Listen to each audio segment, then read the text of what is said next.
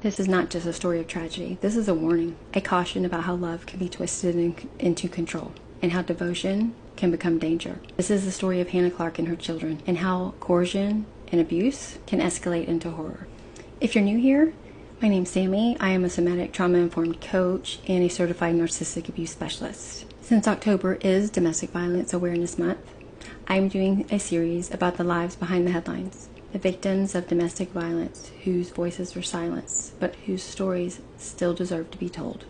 My hope is to honor them, to educate, and to help others recognize the patterns of abuse before it's too late. Hannah Clark was a loving mother, a woman of strength, kindness, laughter, and dreams. She had 3 young children, Aaliyah, Leanna, and Trey. She once believed in the promises of love, but over time those promises changed, slowly, subtly, into restrictions, demands, and manipulation. Narcissistic abuse and coercive control don't often begin with violence. They start with patterns, small, insidious, easy to rationalize away.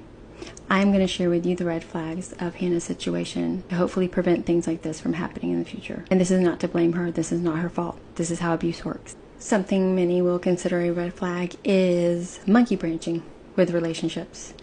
When Hannah got with Rowan, she was 20, he was 31, and he was still living with his previous partner and their child, stating that he'd only stayed with her because they had a child together. Hannah's husband, Rowan Baxter, displayed extreme jealousy. He saw threats in her friendships. He accused her of having affairs without evidence. He monitored her communications. These are common tactics: isolating someone from others, questioning their relationships, demanding access to their phone or account. Early in their relationship, Hannah had gone on a cruise with a friend. Rowan did not like this at all. He contacted her constantly while she was on the cruise. He had control over her daily life. He tracked her phone, listened to her private conversations, and even planted a recording device in her car. When someone insists on knowing every detail, who you talk to, where you go, how you spend your time, that is not love. That is control. Shortly after living together, Rowan told Hannah that she wasn't allowed to wear shorts or the color pink. They also shared a joint Facebook account, and Hannah was not allowed to have her own. Rowan also printed and shared intimate pictures of Hannah. He was extremely jealous and competitive, even with his own children. If he was racing one of his own children to make sure that he won, he would trip them or do something just to sabotage it and make sure he won. That is a major red flag. The verbal degradation and emotional abuse. He told her she was disgusting. He forced unwanted intimacy and became enraged if she didn't behave as he demanded. Abusers often use insults, humiliation, and shaming to erode someone's self-worth, making it harder for them to resist or leave. Escalation and after separation. Hannah tried to leave. She sought separation. But abusers of control see separation as a threat, a challenge, and often escalate. There was stalking, threats, and harassment.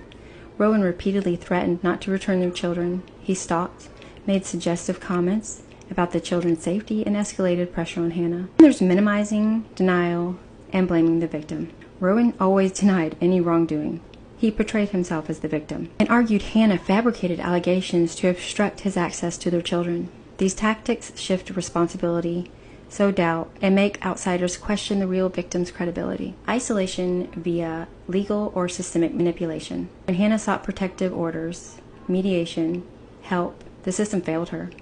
Agencies engaged with her, but didn't fully grasp the danger of coercive control. He's fine for 1 minute and then the next minute.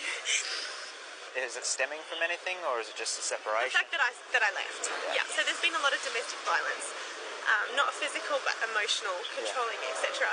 for a long time, and it just got too much. I just couldn't do it anymore. Yeah. Hannah tells police she fears a DVO will make things worse. I've been speaking with Constable at the Carina station, and we've been in talks of whether or not to get a DVO, but the only reason I didn't is because I was scared that it would antagonise the situation more, and I thought that by keeping them with me would prevent something like this happening. And even when there is an order in place, Baxter breaches it.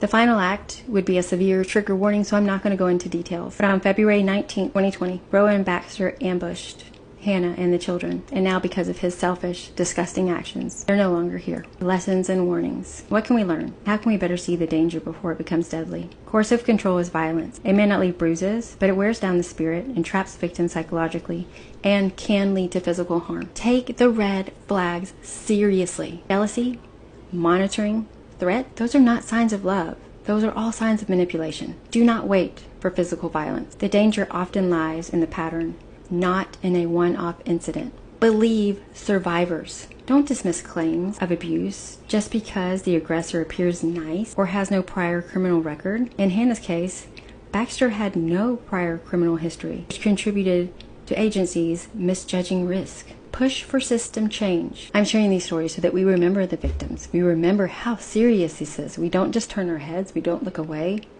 I didn't give details of what he did to them because it is too disgusting. I'd probably shut down this video. But that is what these people are capable of.